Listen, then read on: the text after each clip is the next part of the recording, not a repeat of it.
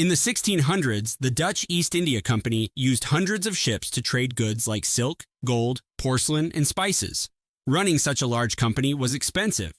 To fund their trips, they asked people for money in exchange for a share of the profits. This helped them raise more money, allowing even bigger trips and more profit for both the company and its investors. By selling these shares in places like coffee shops and ports, the Dutch East India Company unintentionally created the world's first stock market. Since then, companies have raised money from investors to fund all kinds of ventures. Today, we even have TV channels, jobs, and schools dedicated to the stock market. But it's much more complex now than when it first began. So, how does the stock market work today? Let's imagine a new toy company wants to enter the market. First, it will look for big investors to fund its initial growth. If these investors think the company has potential, they help with the company's IPO or initial public offering. This is when the company officially enters the stock market, allowing anyone to buy shares if they believe it will succeed. By investing in stocks, people own a part of the company.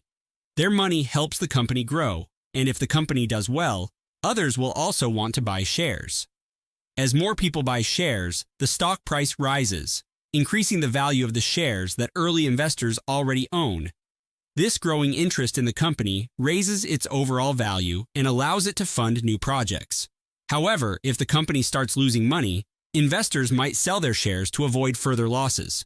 As more people sell, the stock price drops and the company's value decreases. Many factors can affect this balance of supply and demand. Changes in labor costs, materials, new technologies, or leadership can all impact how a business performs. News, government policies, and even global events can influence investors' decisions. Sometimes, just the belief that a company might fail can lead to a sell-off, causing the company to lose real value. Both economic booms and crises can be triggered by investor confidence or fear.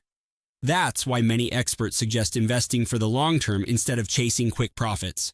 Still, professionals are always developing new strategies to improve their chances in this unpredictable market. And thanks to the internet, regular people now have access to many of the same tools as big investors. This allows them to trade stocks, support companies they believe in, and work toward their financial goals.